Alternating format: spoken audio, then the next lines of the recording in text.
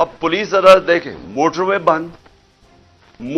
بند ہوا ہے، صرف ایک لین رکھی ہوئی ہے، صرف ایک لین، تاکہ عمران خان جب نکلے تو پیچھے سے 30-40 گاڑیاں تھیں، ان کو بند کر دیا جائے۔ تو ایک لین، سارا ٹریفک بند کر دیا۔ ایک لین کے اندر جیسے میں آگے نکلا، میری پیچھے انہوں نے بلاک کر دیا۔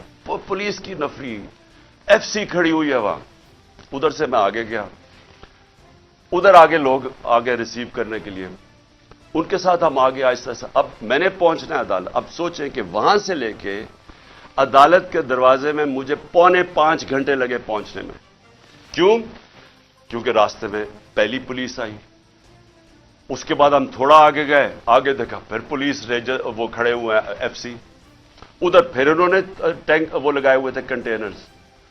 یعنی سارا اسلام آباد موٹر وے ایک آدمی کے لیے بند کیا ہوا کہ وہ کتنا بڑا مجرم آ رہا ہے اس قوم کا، حاضری لگانے صرف۔ ادھر جا کے ادھر سے نکلے، انہوں نے پھر بند کر دیا، جو بھی پیچھے لوگ تھے ان کو بند کر دیا۔ پھر تھوڑے دور آگے گئے، پھر ادھر روک لیا، ادھر پھر وہ کنٹینر لگے ہوئے ہیں اور وہاں پھر بھاری اکثریت۔ یعنی میں کبھی اتنی زیادہ پولیس، لگتا ہے کوئی ساری جگہ سے پولیس اور ایف سی نکال کے وہاں کھڑی کر دی۔ پھر گئے، پھر میں وہاں سے آگے نکلا، پھر باقی روک دیا، تاکہ پیچھے عمران خان کو اکیلا کر رہے تھے۔ پلان بڑا سیدھا تھا، اکیلا کر کے اس کو جوڈیشل کمپلیکس میں لے کے جانا تھا۔ وہاں یا انہوں نے مجھے قتل کرنا تھا، میں یہ واضح کر رہا ہوں آج، اور میں ابھی آپ کو بتاؤں گا اینڈ میں ہوا کیا، اور یا انہوں نے مجھے وہیں سے پکڑ کے اور بلوچستان لے کے جانا تھا۔ یہ ان کے دو پلان تھے۔ بھارتی پنجاب میں خالصتان کے حامی امرت سنگھ پال کی گرفتاری کا معاملہ الجھ گیا۔ گزشتہ روز امرت پال سنگھ اور ان کے ساتھیوں کو گرفتار کیے جانے کی خبریں زیر گردش رہیں، تاہم رات گئے بھارتی پنجاب پولیس نے موقف اختیار کیا کہ امرت پال سنگھ کو گرفتار نہیں کیا جا سکا اور علیحدگی پسند رہنما مفرور ہے۔ خیال رہے کہ گزشتہ روز وارث پنجاب دے تنظیم اور سکھ تنظیموں کی طرف سے دعویٰ کیا گیا تھا کہ پولیس نے امرت پال سنگھ کو گرفتار کر لیا، انہیں کسی خفیہ مقام پر منتقل کر دیا گیا ہے۔ دوسری جانب یہ شبہ بھی ظاہر کیا جا رہا ہے کہ امرت پال نیپال فرار ہو گئے ہیں، جہاں سے وہ کینیڈا جا سکتے ہیں۔ خالصتان کے حامی اور بھارت کی مودی حکومت پر سخت تنقید کرنے والے سکھ رہنما امرت پال سنگھ اور ان کے ساتھیوں کی گرفتاری کے لیے 18 فروری کے روز آپریشن شروع کیا گیا تھا۔ یہ اطلاعات تھیں کہ امرت پال سنگھ کو گرفتار کر لیا گیا ہے۔ ان کی گرفتاری کے بعد ممکنہ ہنگاموں اور احتجاج کو روکنے کے لیے کئی شہروں سے پولیس تعینات کر دی گئی، جبکہ انٹرنیٹ اور ایس ایم ایس سروس بھی معطل رہی۔ تاہم جب سکھوں کی بین الاقوامی تنظیموں کی طرف سے رد عمل سامنے آنا شروع ہوا تو بھارتی پنجاب پولیس نے رات گئے ایک پریس نوٹ جاری کیا، جس میں کہا گیا کہ پولیس ابھی تک امرت پال سنگھ کو گرفتار نہیں کر سکی، لیکن ان کے 78 ساتھیوں کو گرفتار کیا گیا ہے، جن کے قبضے سے اسلحہ بھی برآمد ہوا ہے۔ اقوام متحدہ نے فنڈز بند ہونے پر لاکھوں افغان شہریوں کو فراہم کیے جانے والے راشن میں نمایاں کمی کر دی۔ عالمی خبر رساں ادارے کے مطابق ایک طرف اقوام متحدہ کا اندازہ ہے کہ تقریباً 90% افغانیوں کو متوازن خوراک کی کمی کا سامنا ہے، دوسری جانب اقوام متحدہ کا ورلڈ فوڈ پروگرام اس ماہ 40 لاکھ افغانوں کے لیے راشن میں کمی کرنے پر مجبور ہو گیا۔ افغانستان میں خاص طور پر سخت اور جان لیوا موسم سرما کے اختتام پر اجناس کی شدید کمی ہوتی ہے، جبکہ مئی کے آس پاس اگلی فصل کی کٹائی سے پہلے ہی بہت سے خاندانوں نے اپنے کھانے پینے کی دکانیں بند کر دی ہیں۔ ادارے کی جانب سے جاری بیان میں کہا گیا ہے کہ فنڈنگ کی رکاوٹوں کی وجہ سے کم از کم 40 لاکھ افراد کو مارچ تک ملنے والی رقم کا صرف نصف ہی دیا جا سکے گا۔ خیال رہے کہ اقوام متحدہ کی فوڈ ایجنسی نے اپیل کی تھی کہ اپریل میں افغانستان میں 13 ملین افراد تک کھانے کی ترسیل کے لیے فوری طور پر $93 ملین کی فنڈنگ کی ضرورت ہے۔ طالبان کے 2021 میں اقتدار سنبھالنے کے بعد سے عالمی اداروں نے فنڈز مجمد کر دیے ہیں، جس کے باعث افغانستان معاشی بحران میں دھنستا جا رہا ہے۔ دوسری جانب اقوام متحدہ نے خدشہ ظاہر کیا ہے کہ طالبان انتظامیہ کی جانب سے خواتین کی تعلیم اور ملازمتوں پر پابندی کے باعث فنڈز دینے والے ممالک پیچھے ہٹ جائیں گے۔ ایرانی صدر ابراہیم رئیسی نے شاہ سلمان کی جانب سے سعودی عرب کے دورے کی دعوت کا خیر مقدم کیا ہے، جبکہ ایرانی وزیر خارجہ نے سعودی ہم منصب سے ملاقات کے لیے 3 مقامات تجویز کر دیے۔ غیر ملکی میڈیا کے مطابق ایرانی صدر کے ڈپٹی چیف آف سٹاف برائے سیاسی امور محمد جمشیدی نے اپنے ٹویٹ میں لکھا ہے کہ سعودی فرمانروا نے صدر ابراہیم رئیسی کو ریاض مدعو کر لیا ہے اور دونوں ممالک کے درمیان مضبوط معاشی اور سیاسی تعاون پر زور دیا ہے۔ محمد جمشیدی کے مطابق ایرانی صدر نے شاہ سلمان کی دعوت کا خیر مقدم کیا اور کہا ہے کہ ایران سعودی عرب سے تعاون بڑھانے کے لیے تیار ہے۔ ایرانی وزیر خارجہ حسین امیر کا کہنا ہے کہ وہ سعودی وزیر خارجہ شہزادہ فیصل بن فرحان سے ملاقات کے لیے تیار ہے۔ ملاقات کے لیے 3 مقامات زیر غور ہیں۔ اور ایران کے درمیان سفارتی تعلقات 7 سال سے منقطع تھے، تاہم چین کی کوششوں کے نتیجے میں 10 مارچ کو دونوں ممالک کے درمیان سفارتی تعلقات بحال ہوئے۔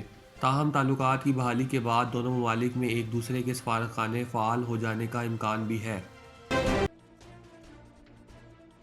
شمالی کوریا نے امریکہ اور جنوبی کوریا کی مشترکہ فوجی مشقوں کے دوران تجرباتی short range ballistic missile fire کر دیا۔ جاپان اور جنوبی کوریا کی شدید مذمت سامنے آئی۔ شمالی کوریا کا کہنا ہے کہ ڈونگ چینگ ری کے مقام سے فائر کیے گئے میزائل نے 800 کلومیٹر دور اپنے ہدف کو نشانہ بنایا۔ میزائل تجربہ امریکہ اور جنوبی کوریا کے درمیان جاری فوجی مشقوں کے لیے ایک اہم پیغام ہے۔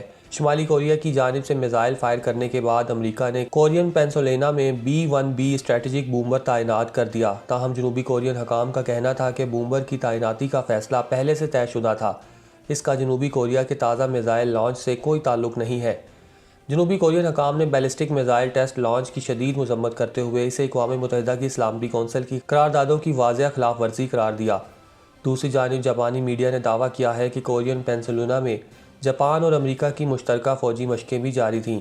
جاپان کے وزیر دفاع کا اپنی پریس کانفرنس کے دوران کہنا تھا، شمالی کوریا کے شارٹ رینج بیلسٹک میزائل تجربے کی مذمت کرتے ہوئے کہا کہ یہ رویہ عالمی امن اور سلامتی کو خطرے میں ڈال سکتا ہے۔ انہوں نے کہا کہ جاپان نے بیجنگ میں موجود شمالی کوریا کے سفارتخانے کو اپنا سخت احتجاج ریکارڈ کروایا ہے۔ امریکہ کی انڈو پیسیفک کمانڈ کا کہنا ہے کہ شمالی کوریا کی جانب سے کیا گیا میزائل تجربہ امریکہ افواج یا اتحادیوں کے لیے کوئی خطرہ نہیں، تاہم یہ میزائل تجربہ شمالی کوریا کے پاس بڑے پیمانے پر تباہی مچانے والے غیر قانونی ہتھیاروں اور بیلسٹک میزائل پروگراموں کی موجودگی کی نشاندہی کرتا ہے۔ واضح رہے کہ چند روز قبل بھی شمالی کوریا کی جانب سے کورین پینسلوینا اور جاپان کے درمیان سمندر میں بین البراعظمی بیلسٹک میزائل کا تجربہ کیا گیا تھا۔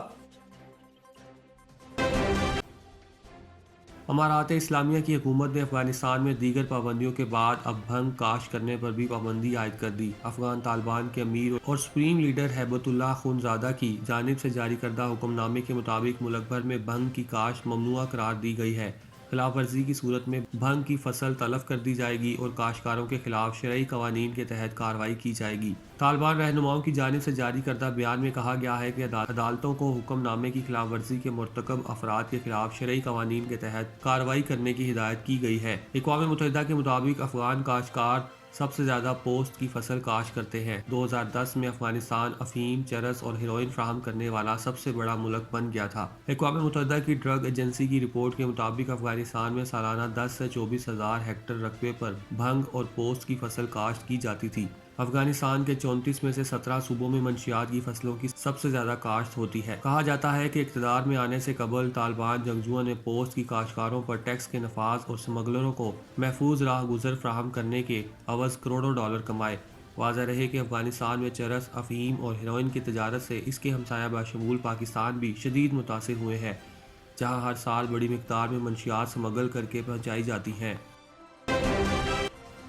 چاندنی چوک پر آئیں، گھر جیسا کھانا کھائیں۔